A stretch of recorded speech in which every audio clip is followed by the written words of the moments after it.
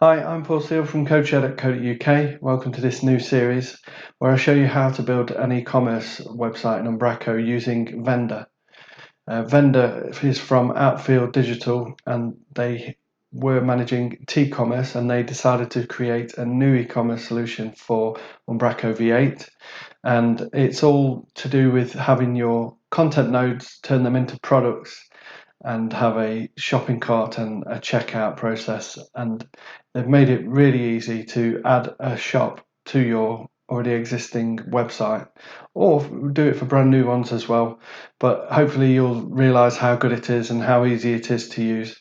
I've been using it on my friend's website. So she's got a lashes business where she does training and she does the lashes herself as well.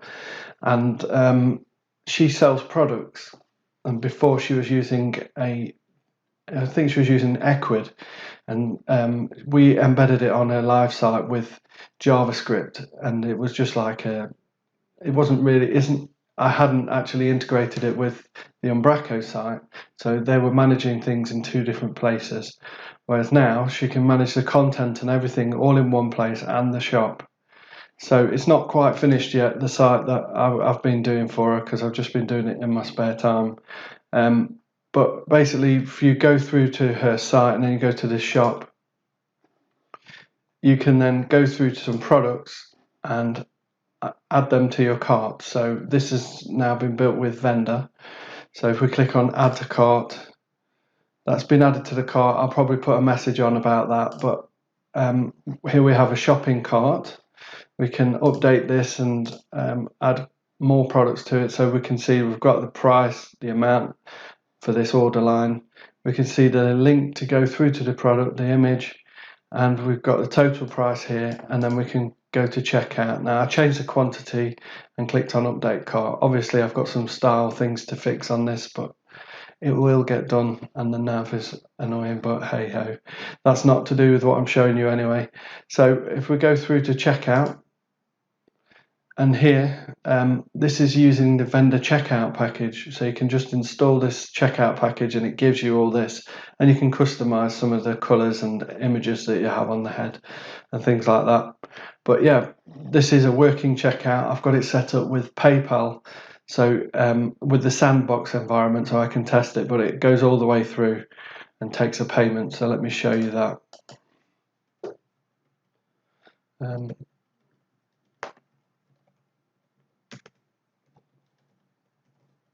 So I'll just put some test details in here. TE5 7 for you, and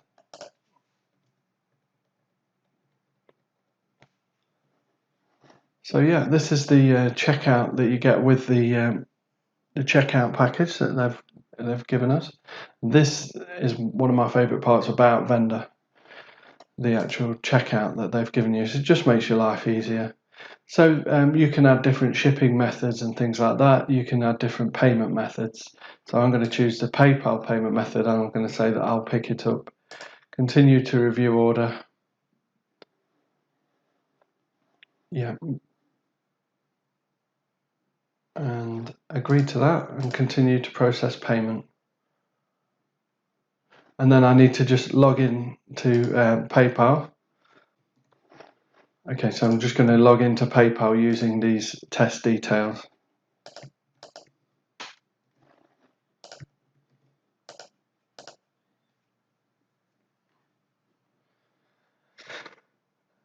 And so this will take me to the PayPal sandbox where I can pretend to make a payment, and it's all hooked up so that it will let the website know that the payment's been taken. It just looks like the real the real PayPal experience. So it goes off to PayPal and then comes back to the website. So you don't have to worry about PCI compliance because the payment is taken off the site. There's no payment taken on this, so you don't have to worry about managing card details or anything like that. And then return to store. So that's my order taken and processed. And if we go into the back office, of the website. If we go into the commerce tab and we go to the orders, you should see that order taken there.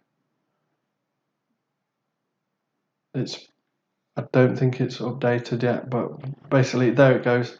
So it's updated. So that means that the webhook where it sends it back from PayPal to the website to notify it that the payment was taken successfully, that comes through, and we can click on that and you can see the details of the order. So that is a full transaction, and you can even do the refund as well. So I can click refund here, and that works as well. So captured payment successfully refunded. And if we go back to orders, and you can see that the status here is refunded.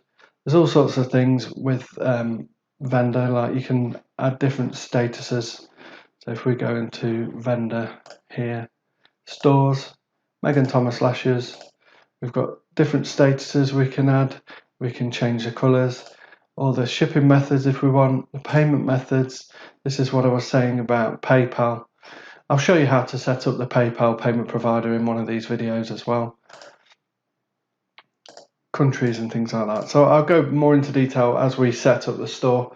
But for now, it's just a bit of an introduction as to what we're going to be building. And I'll just show you the products actually. If we go to last shop and then we go to tweezers here, we've got the product price here. You enter a SKU as well. That's more for your own purposes. It's not actually needed for Vendr. And then I'll also show you how to set it up so you can use variants as well.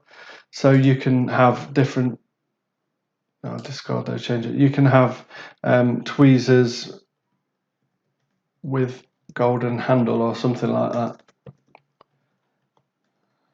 Oops, I can't spell today. So there'll be £1,000 stock. We got 50 of those in stock. These are special golden ones. Actually, I'll just put in gold as the variant name, save and publish that. And then if we go back to the front end, may as well just show you this. So if we go back to last shop and then we go to tweezers, and I think it was the first one. There we go. So it's an option that you can select. So in gold, add to cart. So now we have that set up and it's added to the name there as well. So I'll show you how to get the product variants working as well in this series. Right, so the first part in this episode is I'm going to just get Umbraco set up. So if you already know how to set up Umbraco solution, or you've already got your solution set up, then you can skip this bit. But if you want to, you can follow along and we'll get an Umbraco website built and ready. And then, so at the end of this episode, we will just have a empty install of Umbraco. And on the next episode, we will take it from the empty Umbraco without any starter kit yet, and we're going to add a starter kit to it. So that's what we're going to do next. So I will close this. I'll leave this open for now. Right, so I've opened Visual Studio and I've got myself a clean, I'm doing a new solution, so I'm going to do a new project and it's going to be a web project. If I've already done this process before as well on my last series. So on the first episode of that, you'll see that I've done the exact same thing. If there's anything that didn't come out right in this video, you could check back with that first video on the previous series as well, where I show you how to build an Umbraco website in V8. Right, so this one I'm going to call clean shop .web. So it's a new project, it's a web project, it's in .NET Framework 4.7.2. I'm going to put it into, not there, I'm going to put it into here. So it's going to be vendor tutorial. So I'm just choosing my folder that I want. I don't want to create a directory because I've already got the folder ready for it. So it's going in here basically. So I'll just make sure that that's the right path. So I've got my folder ready for it. And I'll just click on OK. It's called cleanshop.web. It's going to be an empty ASP.NET website. So that's just going to quickly create the project for us, and then what we'll have to do next is install Umbraco. I find the quickest way to install it when using NuGet like this is just to use the package manager console.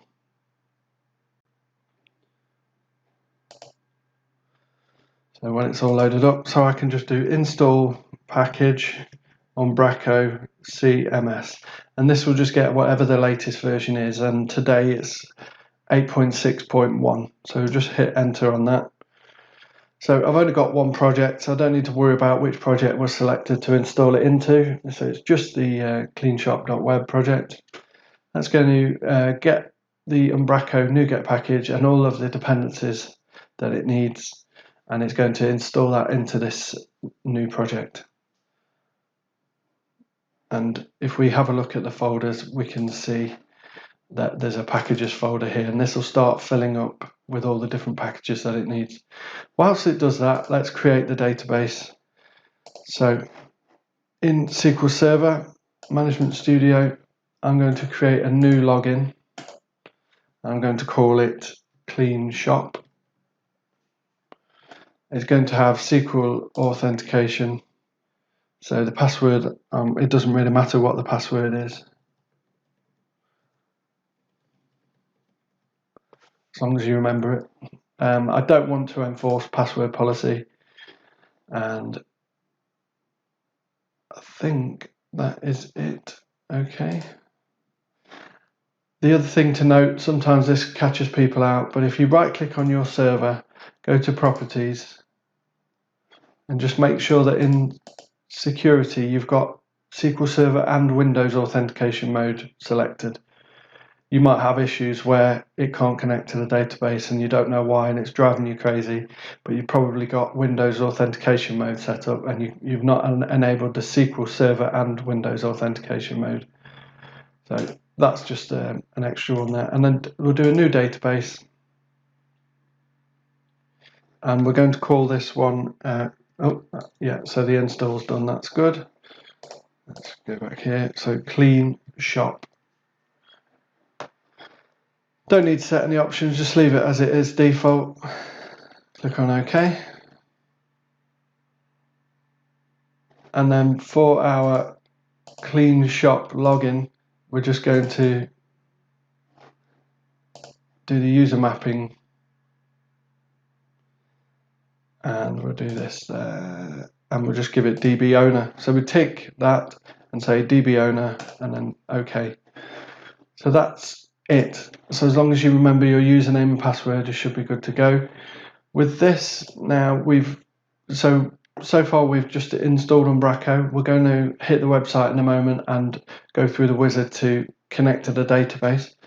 But before I do that, one thing I do like to do on here is I like to get my website set up in local IIS rather than using IIS Express. And I've found the best one for doing this is to use this package that my friend Matt made. So it's Matthews 7 like this, and it's IIS. I'm hoping I get this right. If not, I'll have to Google it, but it's IIS Builder by Matt Hart, who I work with. So what we're going to do is we're going to open up PowerShell, and we're going to open it in the folder where the web project is. So we've got this web project. I'm just going to, a quick way to open up PowerShell is like that. Oops. Put that in the address bar of the folder. Sorry, try again. PowerShell. And that opens up PowerShell at this point. And so he's just got what this is going to do is this is going to create a website for us in IIS. It's going to create an SSL certificate for us, and it's going to attach that certificate to this local website for us. So we'll have valid SSL for local development. I mean, all the websites that we do nowadays should be SSL anyway, so there's no point not having SSL, and it just makes it a lot easier. Get it set up. There's no effort whatsoever in creating this. All we have to do is copy the first line, paste it in here like that. That's the first bit, and that will just get the PowerShell bit that we'll just need to run. And then this one is going to get the config file for us, and we're just going to edit that.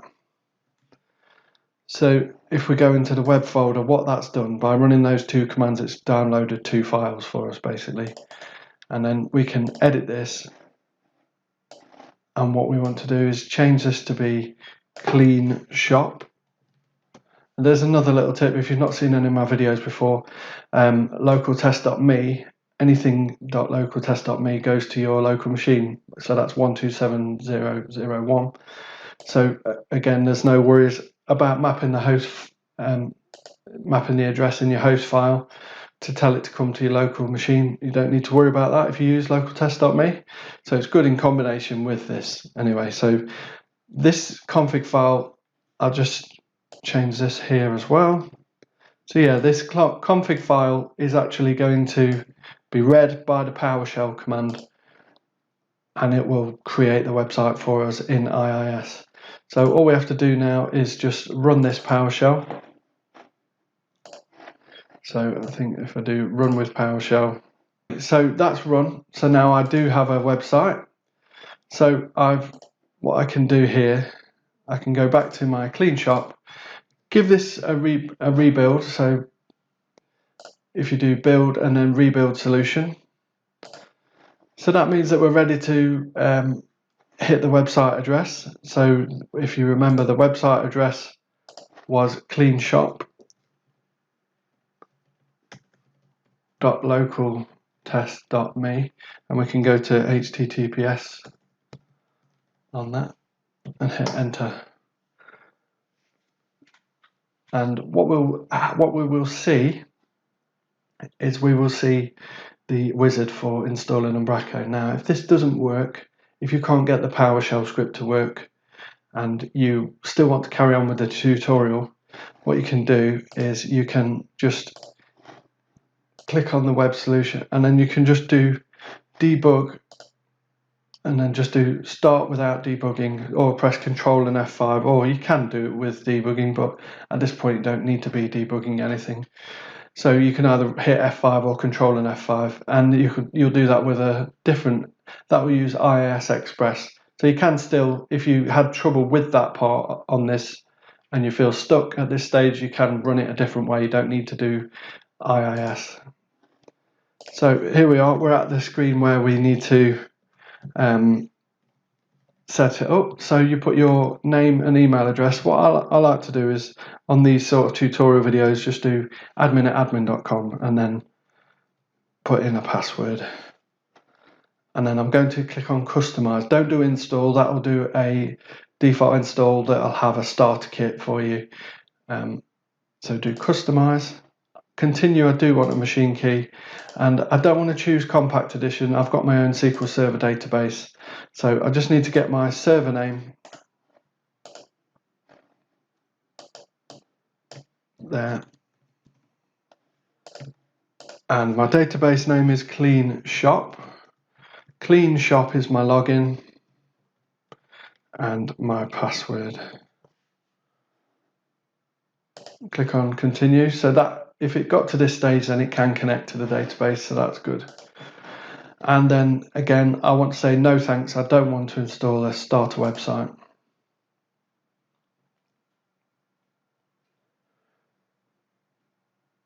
So this will now start creating all of the database tables for you for Umbraco to be able to work.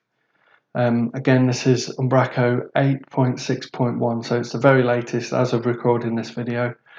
And it's a good version now. It's getting to a more and more stable version of Umbraco. I've not noticed many problems anymore with Umbraco V8. We're doing a lot of sites at Moriyama, creating new sites in Umbraco V8, and also upgrading and migrating sites. So yeah, we're happy with it. So don't show this tour. You can follow the tour if you want to learn a bit about Umbraco. So we are at the point where we have a clean install of Umbraco. We don't have a starter kit installed, and I'm just going to make sure I've got everything checked in. Just check my notes as well, just so that I've not missed anything before I end it on this video and then we start the next video.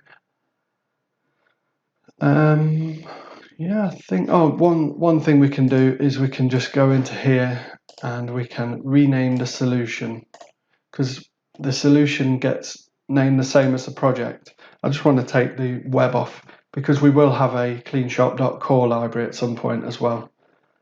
But that is it as far as this video, and then the next video will pick up from this point, and that's when everyone else who has already got to this point will be able to join us. Alright, so I hope you liked this video. If you did, please click on like and subscribe to my channel. Click on bell notifications if you want to be notified when there's a new video. And I won't necessarily be doing one a week this time. I'll be trying to get them out probably a bit more. If I have more videos available, I'll just give them to you as I have them. And yeah, we'll get through this and show you how to build the e-commerce site with Vendr. If you did want to say thanks, you can do. You can go to codeshare.co.uk/coffee. If you want to know, and there you could just buy me a coffee if you want to. You don't have to. If you want to know more about Vendr, go to vendr.net, and I think you get a free trial for so long. I'm not sure on how long the trial is for, but it might be, I think it's something like the first 20 completed transactions or something. And Vendr is £1,500 per site. So I think that takes care of all the different environments and everything like that. It's like the project, the site. Yeah, anyway, so see you on the next video. All right, take care. Bye.